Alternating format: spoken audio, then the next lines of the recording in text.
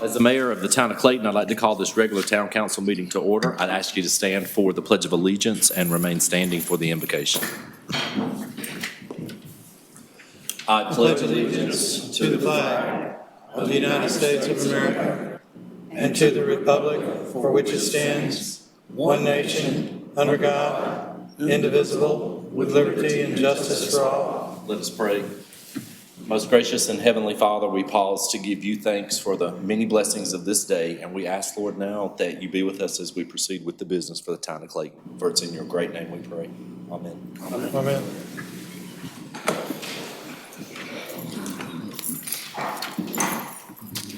Do we have any adjustments to the agenda? We do, Mayor, have three adjustments. The first would be to remove item 5B, the East Clayton Disc Golf Course, and we're going to plan on moving that to the March 2nd agenda.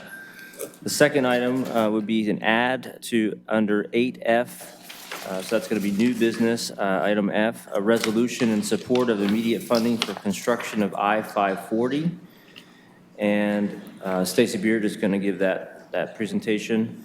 And then under staff reports, so 9, and adding under other staff, D, staff reports, stormwater engineer position update, and that will be presented by Rich Capola.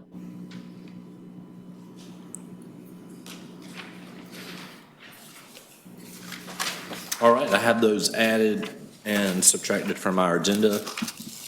The next item is your consent agenda. Move we approve. Second. We have a motion and a second to approve the consent agenda. Any further discussion? All in favor say aye. Aye. Opposed, like sign. Motion carries. All right, up next is new employee introductions.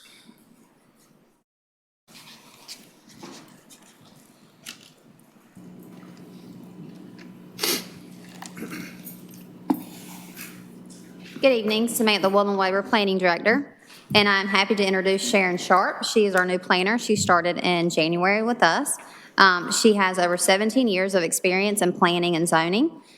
She also has her master's in public administration. Most recently, she comes to us from the city of Raleigh, where she was a planner. Prior to that, she worked for the city of Charlotte as a neighborhood business specialist. And then prior to that, as a zoning administrator for a number of years. So she has a vast experience in North and South Carolina, and we are happy to have her. And she does live here locally in Clayton with her family. So.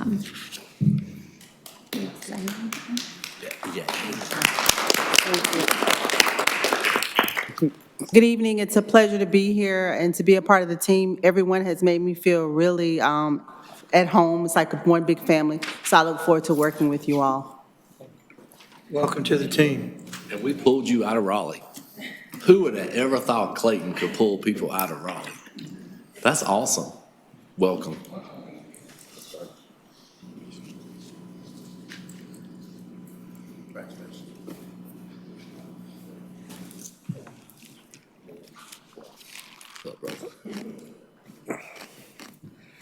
Matt Lowry, Recreation Superintendent. We have two new employees, both program coordinators. The first one is Stephanie Woods.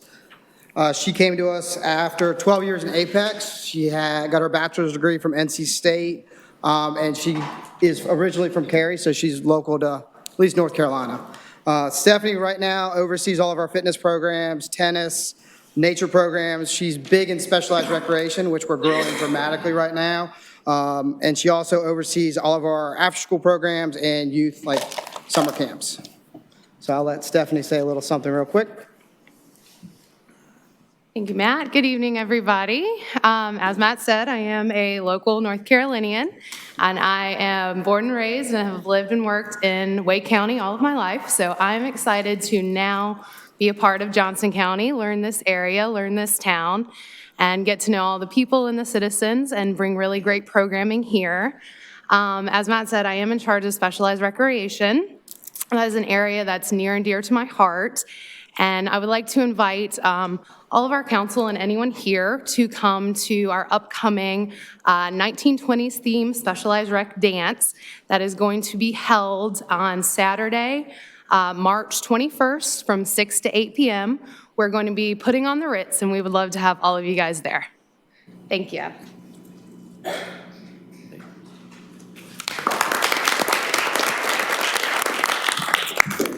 Our next programmer is Joni Hubble-Zenenberg. It's a mouthful. She was with Selma for the last 11 years. She actually moved down here from Oklahoma, and before that she was in Michigan. She has her bachelor's from Central Michigan and her master's from University of Illinois. Joni is overseeing our art and pottery department. She oversees all of our senior programming currently, our teen programming, our preschool, and she also helps us with senior games. So we're glad to have her aboard, and she's helping out a lot with our senior programming. So I'll let Joni talk a little bit. Hello, everyone. I'm glad to be here. Literally came in 11 years ago and fell in love with Johnston County, so it is an honor to have moved on from Selma to Clayton, and I'm happy to serve our community, and basically just want to send the invitation out to you guys. If you guys are interested in being involved, whether it's playing in Johnston County Senior Games or helping as a volunteer. Games are April the 15th through May the 1st, so please come and contact me if you guys are interested in learning more. Have a good evening. Welcome, thank you.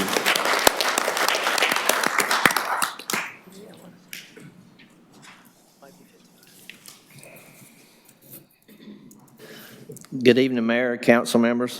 My name is Robert Yarborough. I'm your Code Enforcement Official Supervisor. It's been a pleasure to have been here in Clayton for almost 26 years now. I look forward to the future of being here, and at this time, it gives me great pleasure to introduce to you our new Code Enforcement Official, Level 2. His name is Danny Tidwell Jr. He's married. He's been married for 7 years. He's a proud father of a 1-year-old son. He makes his home just outside of Benson. Danny enjoys hunting, fishing. Him and his family attend Porter's Chapel Church, and he is a graduate of Campbell University. Danny has completed his law administration and code enforcement. He currently holds his level 2s in all areas of code. Please welcome Danny Tidwell. I'd like to thank y'all for the opportunity to work for the town of Clayton. I look forward to helping with the growth and witnessing everything that's coming to Clayton. I've already noticed that there's a lot of stuff that's going on and a lot of stuff coming. So, like I said, thank you. Yeah, thank you. Welcome. That's great.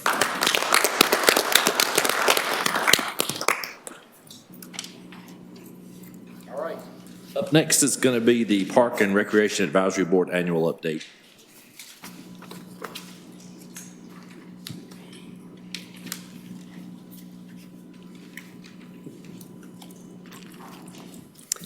Good evening, Council.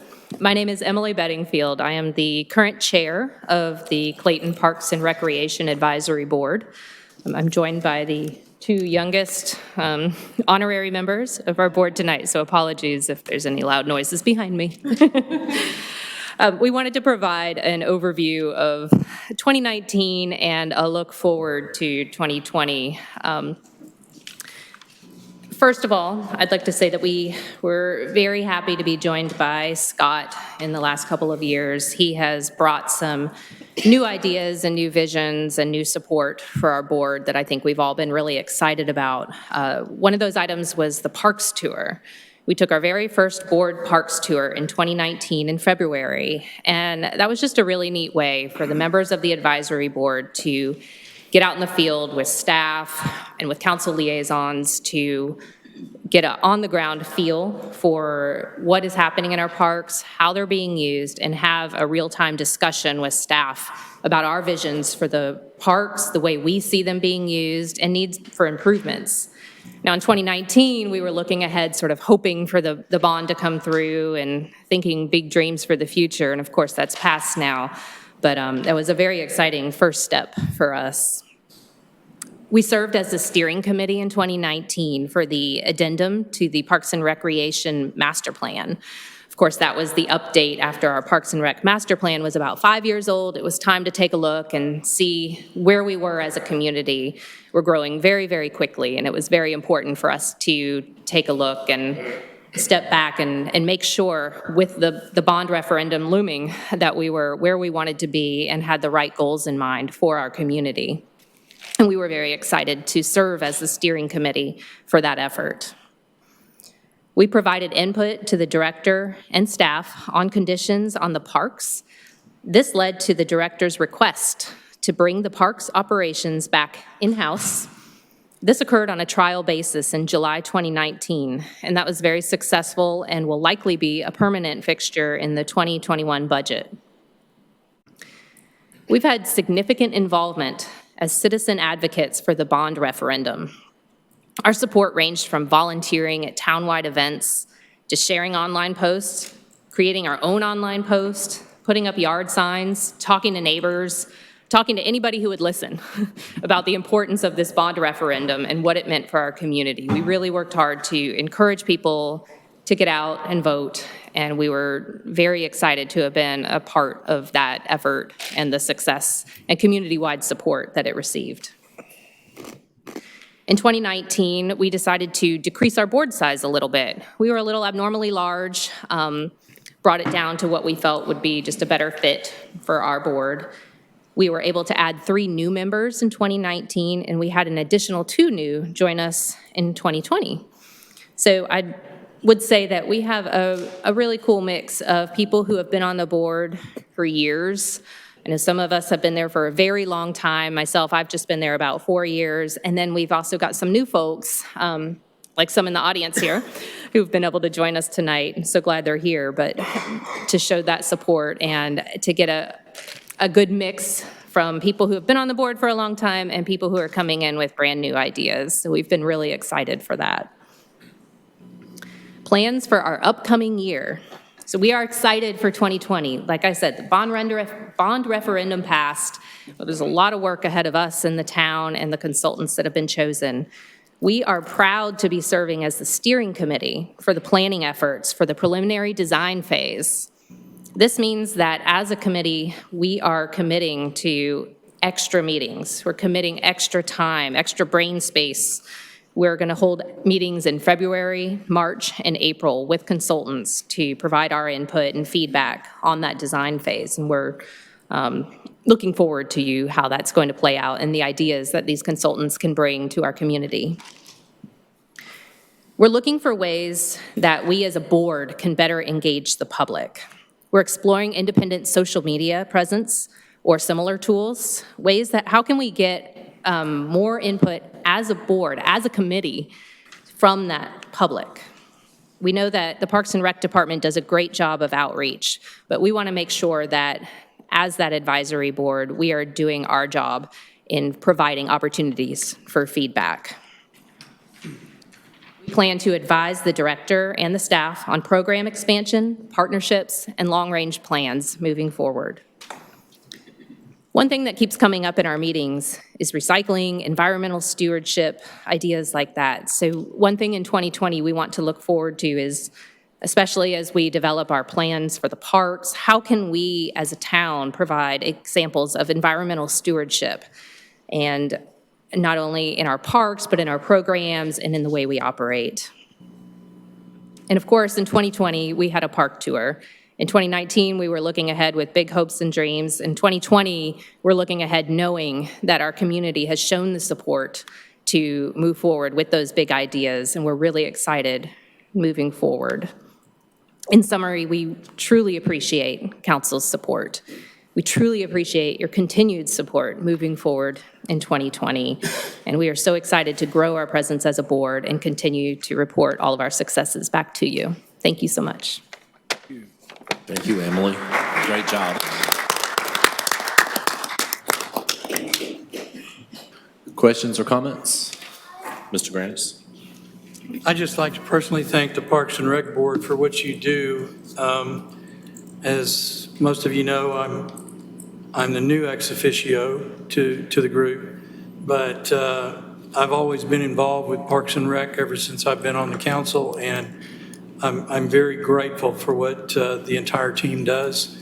And don't think for a moment that you don't make a difference, because you really do. And I'm very grateful for that, and I'm sure this council is as well. All right, anyone else?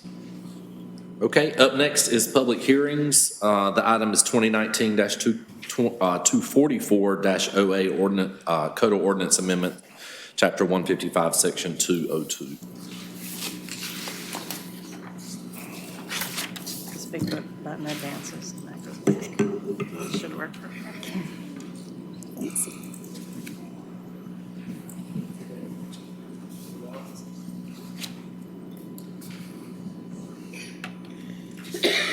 Evening, Samantha Woolen-Weber, Planning Director.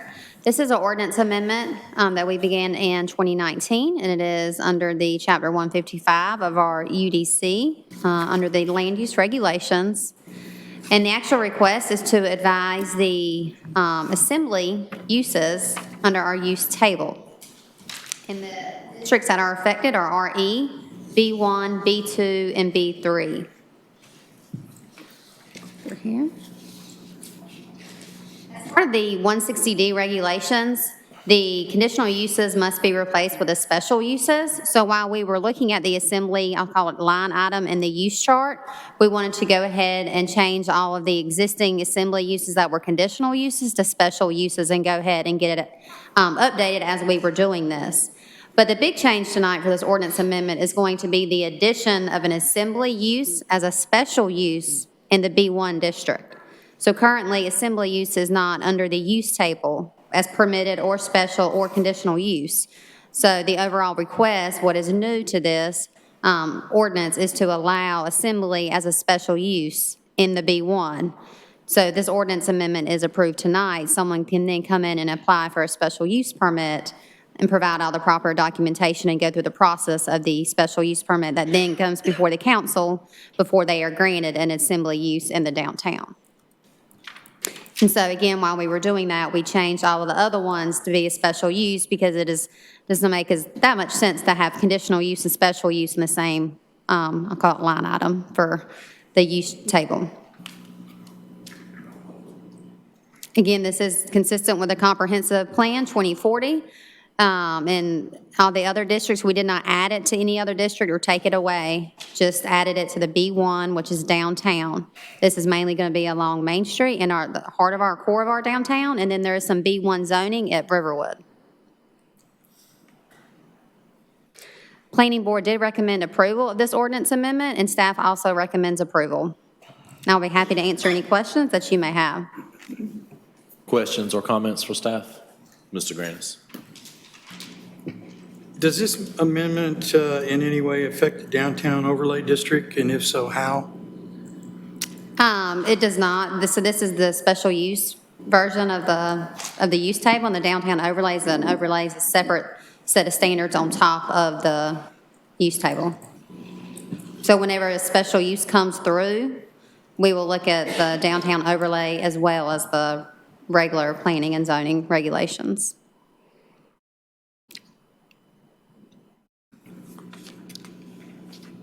So I'm pretty sure that you just answered the next question I had, which is, will all the use types still be allowed in downtown? And you alluded to that as being yes, that would be correct. Mm-hmm. Okay.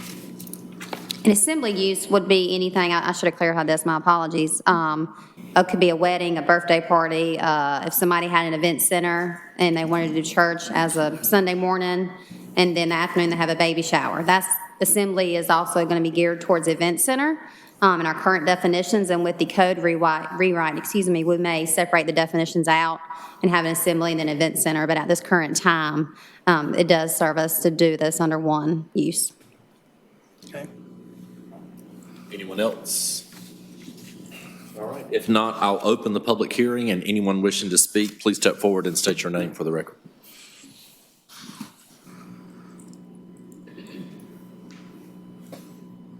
All right, no one wishing to speak. I'll close the public hearing and turn it over to council for their discussion. Mr. Grandis. Mr. Mayor, after considering the recommendations of the Planning Board and the Planning Director, I move to approve case number 2019-244-OA, Assembly, in Chapter 155, Section 202 of our code. Second. We have a motion and a second for adoption of the ordinance. Is there further discussion? All in favor say aye. Aye. Opposed, like sign. Motion carries. Okay, next under new business is the application for assistance to firefighters grant.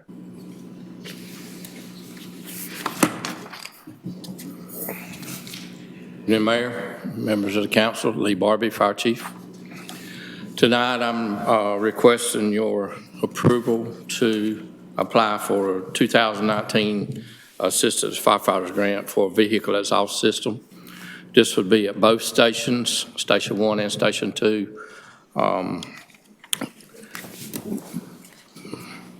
The diesel engines in our fire trucks, the contaminants, what the exhaust system would do is capture it and remove it from the bay areas to get rid of the contaminants that are known to cause cancer for our firemen.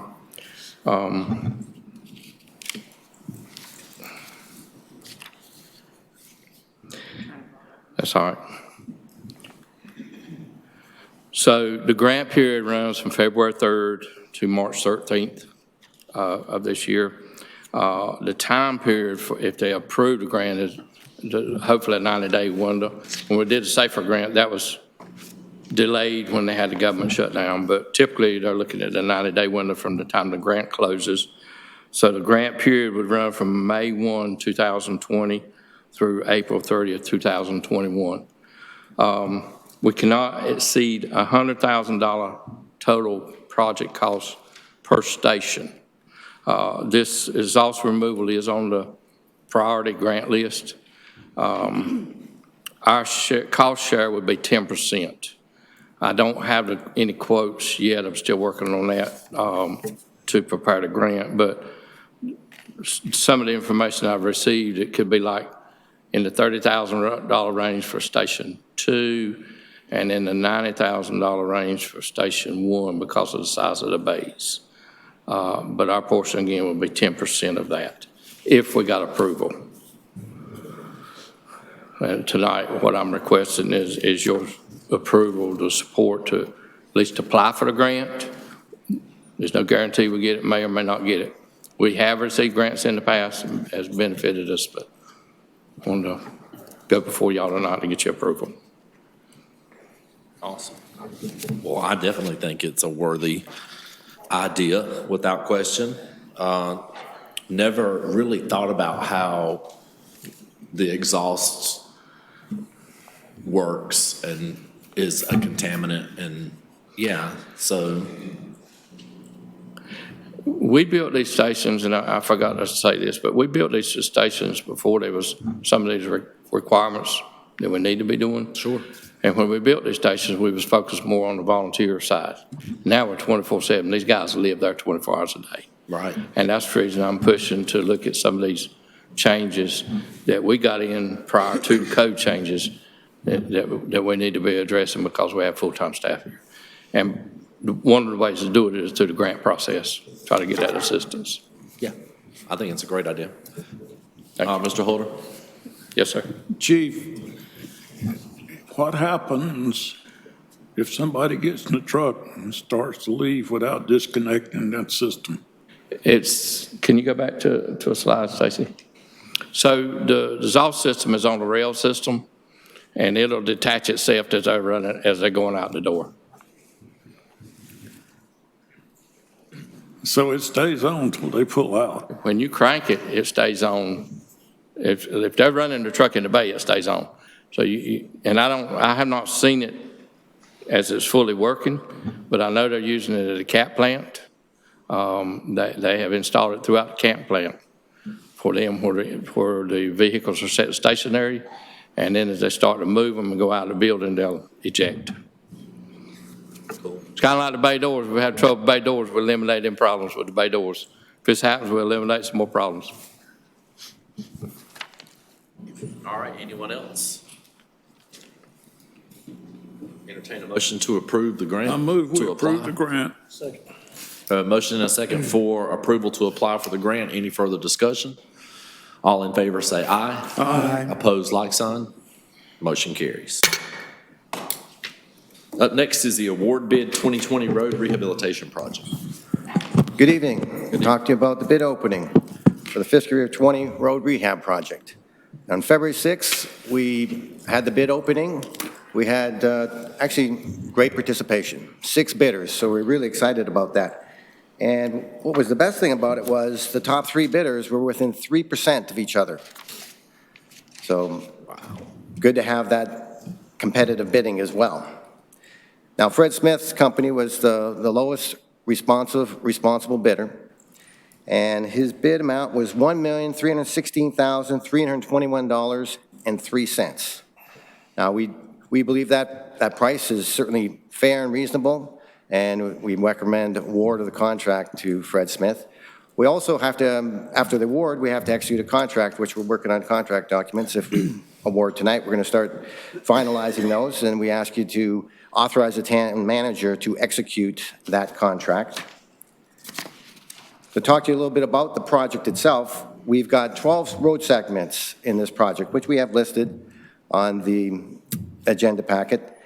And all these roads meet the town's criteria for rehabilitation. Now, all you are aware of certain criteria that we have this scoring system because we do a paving condition survey, and it comes up with a paving index, a PCI, paving condition index. And if you have a high score, that's a road in great shape, and a low score is a road that's in very poor shape. So if it's 100, the road's perfect, brand new. If it's extremely poor shape, it's a 0. So that's not the only criteria we use, because they list it in these reports by PCI, but it's more complicated than that as to what roads you would pick to replace. It's not just picking off the lowest numbers. So we have other criteria that we look at as well. We look at the severity of the defects, we look at the age of the roadways, we look at proximity to other roads being repaired, the road classification, the traffic volume on the road, the available funding, and then we have to coordinate these with the sewer and water projects as well. Now, one of the other major factors we look at is really rate of return, meaning we want to get the biggest bang for our buck on these roads. And it's a limited funding. We have a number of needs.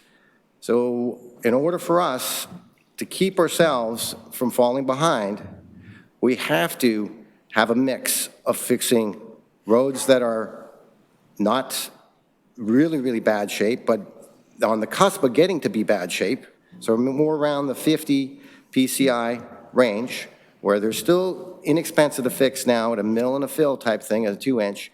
And then we still have to fix some of the roads that are actually in poor shape, because those inevitably we have to do anyway. So we've developed a plan here that has a mix. So if we call it the proactive road maintenance, would be those mill and fill 2-inch roads. So we have 5 of these streets that meet that criteria, which is Cardinal Drive, Flamingo Drive, Mackenzie Circle, Shields Court, and Everett Street. So I'm not going to get into a lot of details about that, but we just finished a paving condition study, and we had one in 2016. We just finished in 2019. So I will be coming back at a future council meeting in not too distant future to kind of give you the State of the Union, give you more of a method to the madness of how we're really coming up with the roads that we're selecting and what we need to do going forward as far as getting on track to getting our roads basically taken care of in a cost-effective manner. And then we'll come up with a budgeting plan for that. Also with this package, we've got some streets that are going to have sidewalks. I know we talked about sidewalks when we renew streets, and we're doing that on 4 of these roadways. Some of these roads have sidewalks. 4 of them don't have sidewalks. Actually, 7 of them don't have sidewalks, but there's 4 of them that we see particularly important to have sidewalks. So to meet with our goals of connectivity and safety, we're replacing sidewalks on streets that are really missing segments of sidewalks or sidewalks that go somewhere. So some of the other sidewalks that we're not replacing right now is Cardinal, Flamingo, and New Street, meaning putting sidewalks on those streets wouldn't really help at this time because they don't connect anywhere. And we are working on a master plan for sidewalks to get connectivity through the whole town. So over time, we're going to develop a plan to bring all those sidewalks in. But at this time, because of limited funding, we're not able to do those sidewalks. It's not the best use of the money at this time. So we're picking off some where it's most beneficial. This is a unit price contract. So it's the way DOT bids their contracts. So it's very fair. You get paid for what you do. Everybody bids on exactly the same project, so it's really good apples-to-apples comparison. The benefit of that also is you can add and subtract work or streets very easily. And during the bid process, we found out that 127 Homes is doing some work over on First Street between O'Neill and Fayetteville, which will affect Fayetteville and the work that we're doing. They're saying, hey, maybe we need to partner on that and do something. So we're going to pull O'Neill or Fayetteville Street off and probably partner with 127 Homes if it ends up being something that we still got to have discussions with them and further discussions to see if it's beneficial for us, and do that likely next year with them. So very easy to pull it off, very easy to add another street to fill it in. So we're still asking to execute the whole contract amount. We have the money in the budget, and we certainly need to be very proactive and spend the full amount on the roadways.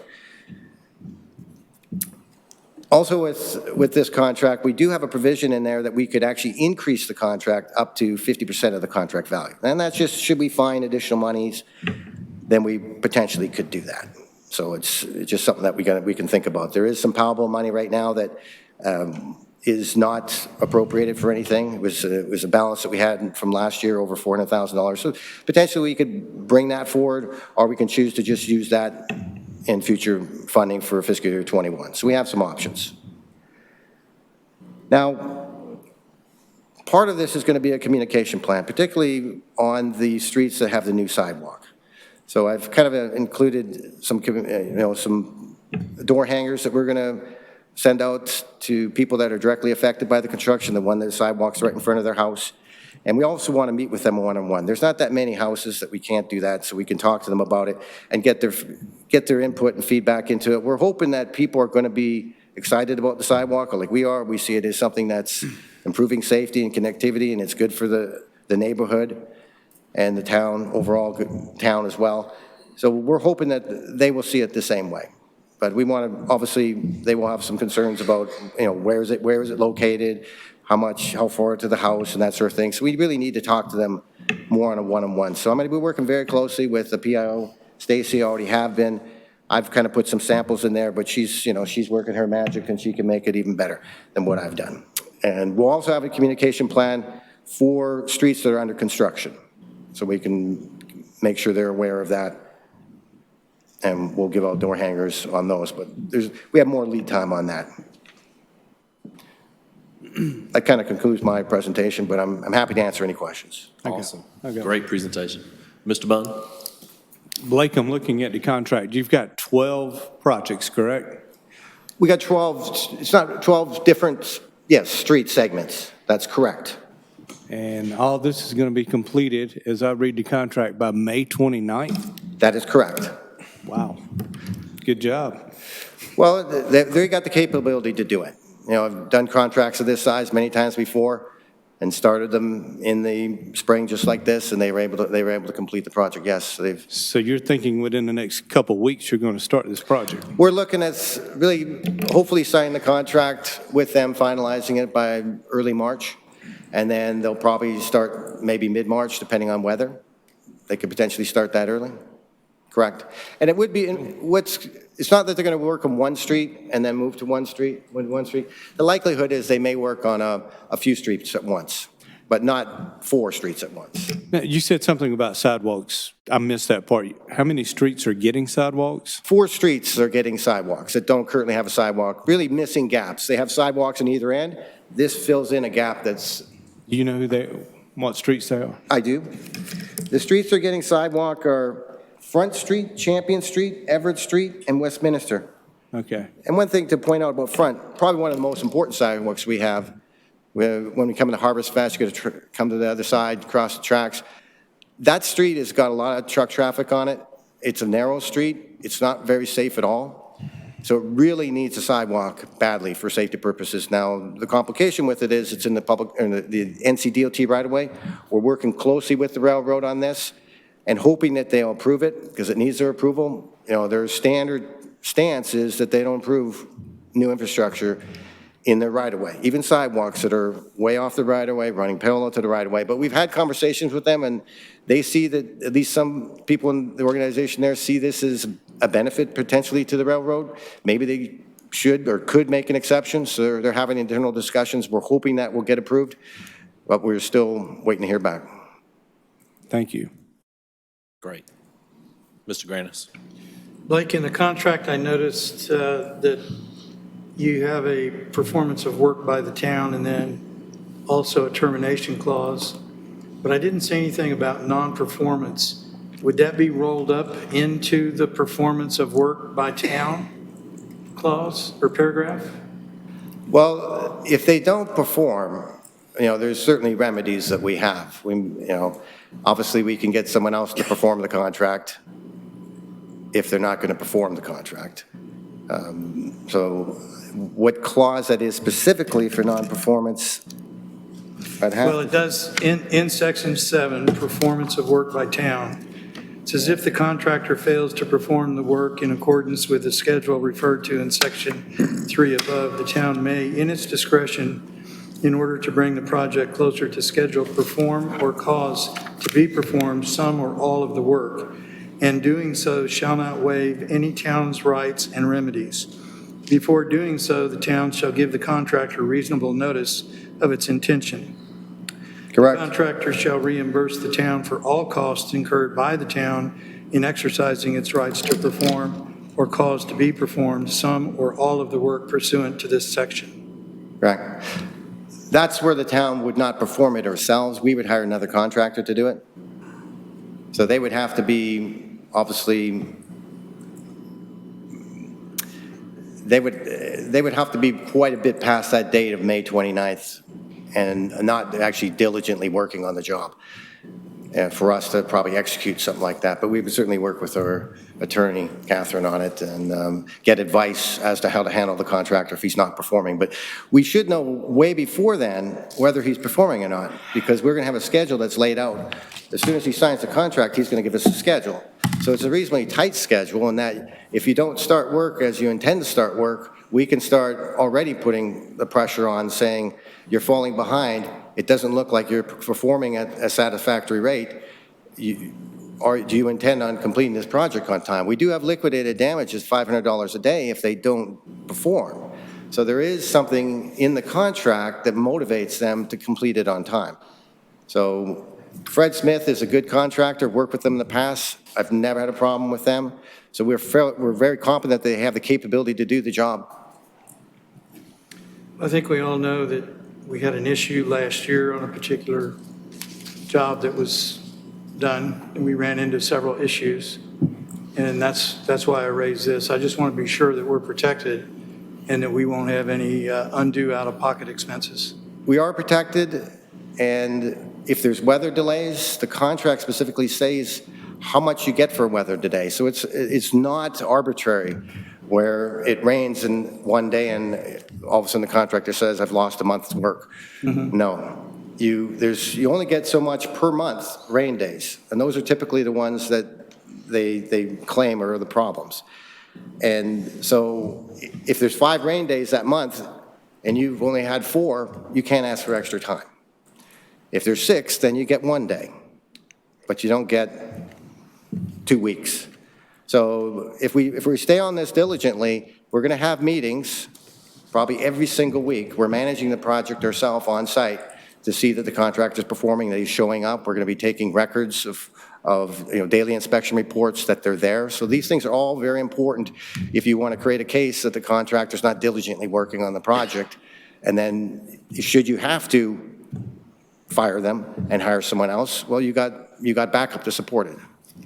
Okay. Thank you. Anyone else?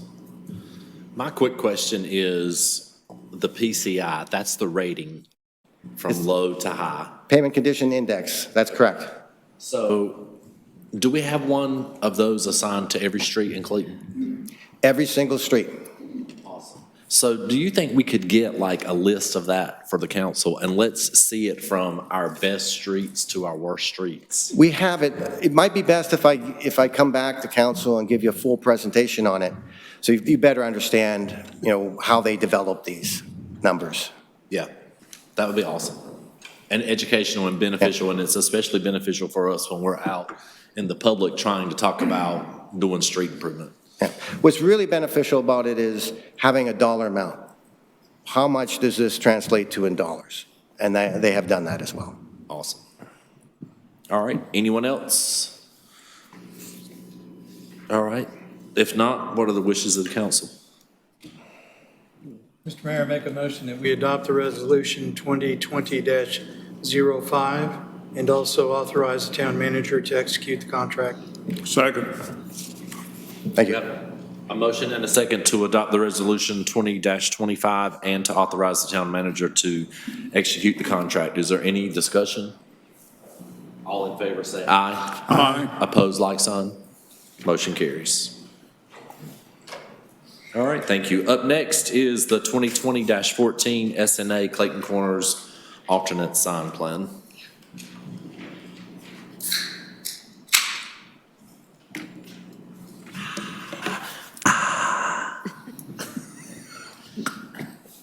Samantha Woolenwaver, Planning Director again. This is an alternative sign plan for the Clayton Corner Shopping Center. This is a shopping center where the Lowe's Food grocery store is located. As you may recall, they had a sign at the corner of Shotwell and 70, and at some point it did land in the right-of-way of 70. So as the transportation improvements will be beginning at that intersection in the future, they had to remove that sign. And our ordinance requires any non-residential identification sign to go through an alternative sign plan. Just a little history on that. And the request also does exceed the maximum height requirement, but this is the identical sign from what was removed that was in the right-of-way. And again, those are the various addresses associated with this shopping center. And the zoning is B3. This is a picture of the sign and the proposed location. It is moved down to the entrance kind of right in front of Lowe's Food, where you can see the pork chop is the right in, right out. And the proposed sign face is 48 square feet, and the proposed height is 11 feet. But the Code of Ordinances only allows for an 8-foot tall sign. And again, this was what was at the prior location that was removed. And the square footage is within the allotment of the code.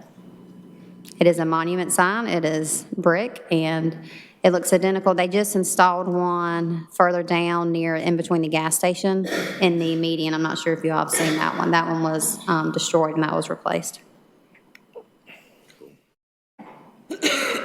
And the town council shall vote to approve or deny the alternative sign plan request, and I will go back to the picture and I can take any questions that you may have. Awesome. Questions or comments?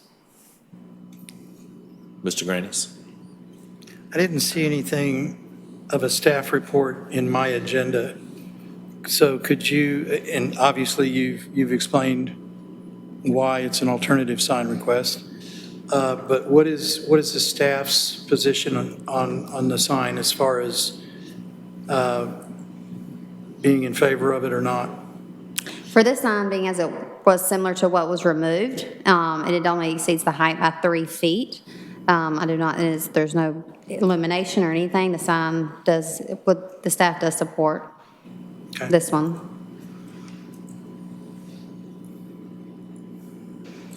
And if it was under the 8 foot, they would still have to go through this process because the code explicitly says you have to go through it for non-residential tenant identification signs.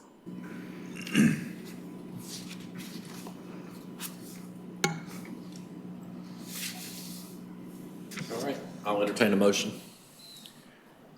I'll move to approve the alternate sign plan. Second. We have a motion and a second to approve the alternative sign plan. Is there further discussion? All in favor say aye. Aye. Opposed, like sign, and the motion carries. Up next is the application for Johnston County Open Space Grant, Covered Bridge Road and the trailhead.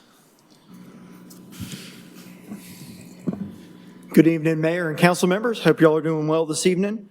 Before y'all are a request for our application for 2 different grants, really from the same source. So Johnston County is distributing open space dollars or dollars that they're collecting a development fee on for residential properties is how they collect these dollars.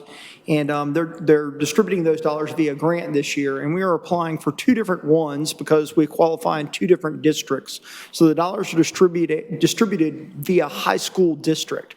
So we have property in Clayton's high school district as well as in Corinth Holders, but we can't apply for Corinth Holders money in the Clayton district, if that kind of starts to make a little bit of sense. So project number one, or letter D, is an application for improvements to the existing gravel parking lot, the greenway access there for the Neuse River Greenway, to improve that parking, to overlay it with asphalt, to meet the code, which would require street trees, parking lot lighting, and to add a modular restroom similar to the one photographed there at the top. The total project is estimated at around $450,000, so we're applying for a $428,000 grant, and our match would be $22,500.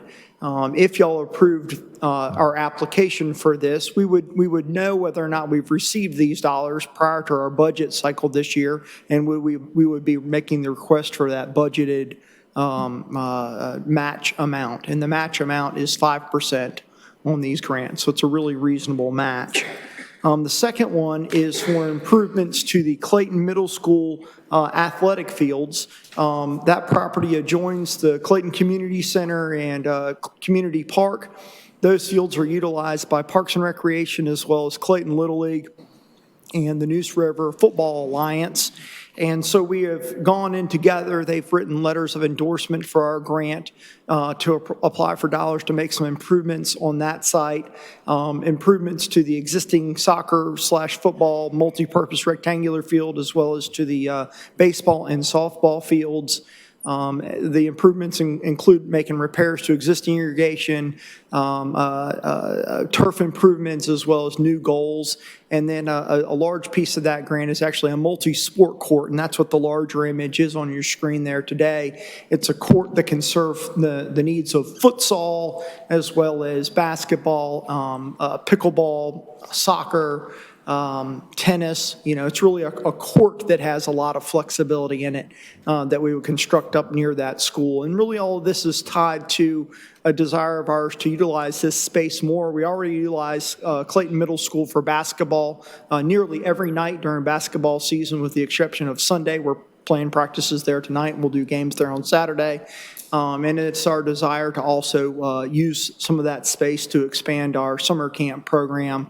And the two aren't necessarily tied together as a kind of a quid quo pro, if you will, but the improvements to this site would also provide some relief, some pressure relief on some of our other facilities, especially as we anticipate taking some athletic fields offline for improvements with the projects that are funded by the bond. So, you know, we're already going to be trying to cinch up our belt and cram more into less space as we take things offline to make improvements. And having this relief space, we'll utilize it short term, obviously, but our need for it will not go away, nor will that of our partners, the Little League and NERFA. Any questions I can answer for y'all? What we're asking for this evening is permission to apply or approval to apply, and then we would hope to have an answer back in around 30 days. And we would bring that back to y'all. The match for the grant on the Clayton Middle School property would come from our partners, Little League and NERFA, and then the match for the Covered Bridge Road site would be from a future budget appropriation through the budget process, if we were successful. I think both of these projects are phenomenal, and I'm loving the partnership with the middle school. It's fantastic. Questions or comments? What was the dollar amount on the second project? Second grant, we are applying for $111, and the match would be $5,885. And on the larger grant, which is the parking lot, the application is for $428,000, and the match would be $22,500. Yeah, that's good, Jim. Awesome. All right. Anyone else? Mr. Grandis. Mr. Mayor, I'll make a motion that we give approval for the grant to move forward with the Covered Bridge Road Open Space Grant and also the Clayton Middle School Open Space Grant. Second. We have a motion and a second to approve the application for each grant. Is there any discussion? All in favor say aye. Aye. Opposed, like sign. Motion carries. Thank you, sir. Up next is a resolution in support of the 540 completion.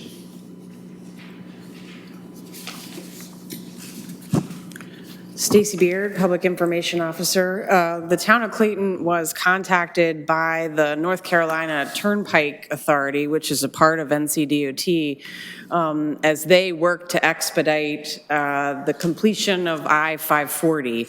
As you all know, this is an important project for economic development, for me to be able to get to Raleigh and all those who live in Clayton and work at Research Triangle Park.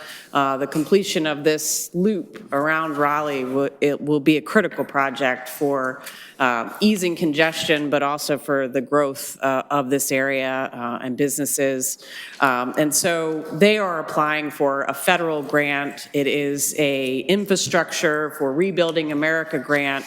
If you'll recall, about a year ago, you passed a similar resolution in support of the southern part of this 540 expansion. So this would be the completion part that would sort of bring it back south and around.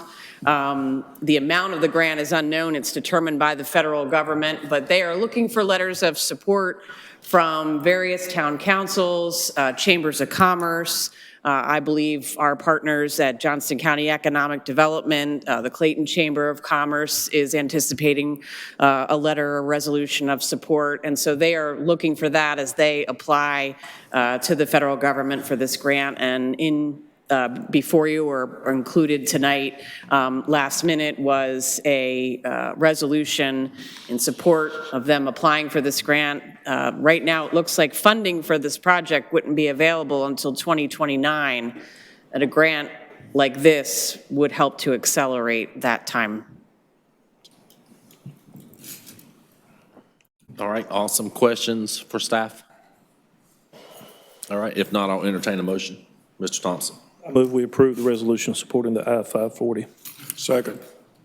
We have a motion and a second for adoption and the resolution. Further discussion? All in favor say aye. Aye. Opposed, like sign. Motion carries.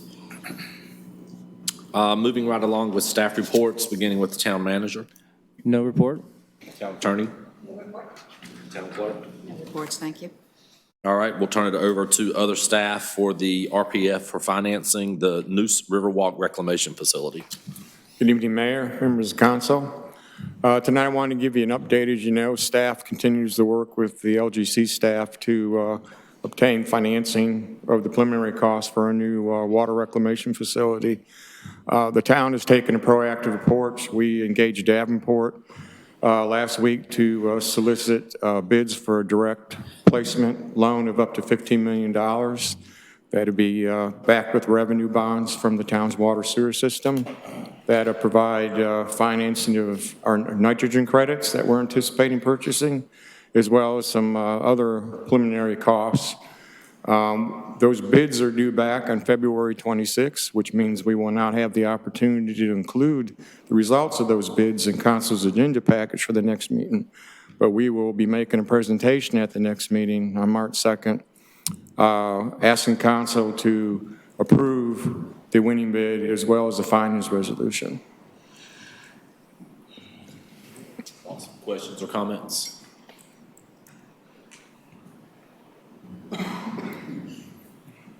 All right.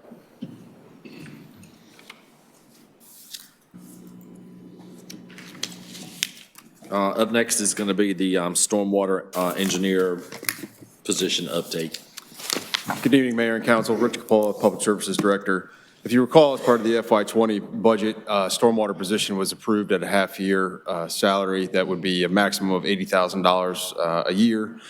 In reviewing the budget as adopted, we realized the grade for that position was actually approved as a grade 22. In review of the position and going through the recruitment process, working with our HR department, we've realized that that grade should have been probably, it was more appropriately graded as a grade 25.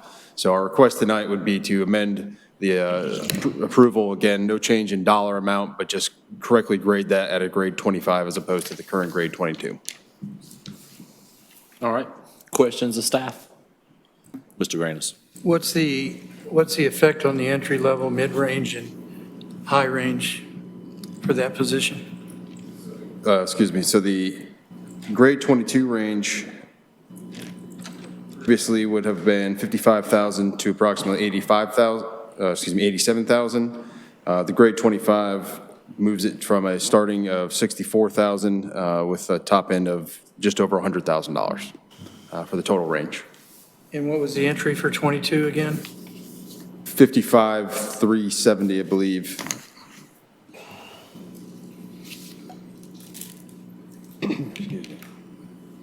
Anyone else?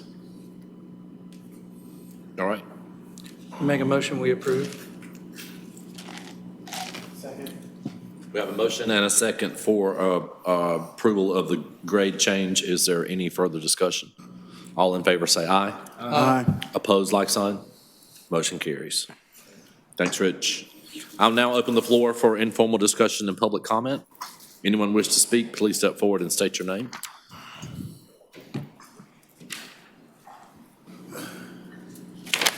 Good evening, Mayor and Council. My name is John Salupo, 117 Hanson, Clayton. I was just curious, is there any way to get more specific detail on this road construction, the town, I think it's to authorize the town manager to execute contract for the road development. And my concern is that the most inexpensive bid is telling us that they're going to accomplish this project by May 29th, and they're going to start in March. And the lowest bidder was Fred Smith, and it's on record, he's notorious for not finishing projects on time, and there's no consequences to that, which is going to cost us, the town of Clayton, more money. And if I'm not mistaken, and I'm a layman, so I don't understand, but in this contract, and the lawyer may be able to help me with this, we're saying we're going to give him a 50% leeway to add roads, deduct roads, change roads. So we're going to give him $1.3 million contract, but actually give him the ability to make it $1.75 million. I'm just confused with that, and I'd like to attend when we open up this forum, because I believe the gentleman gave a wonderful speech, but there was no specifics at all to it. So I don't think this man's going to get it accomplished in the time period he does. And in North Carolina, there's no way we hold him accountable to overrun of construction costs, which is going to make this contract not $1.3 million. I just wanted to make that a note to the council, and I would like to be informed when this comes up so that the specifics are black and white, because I do think it's important. Thank you for your time. Mm-hmm. Yes, sir. Thank you. Anyone else? All right. No one else wish to speak. I'll turn it over to council for comments. All right. No additional comments. No other business to come before this council this evening. I'll entertain a motion to adjourn. Move we adjourn. Second. Have a motion and a second, and all in favor say aye. Aye. Opposed, like sign. Motion carries. Good night.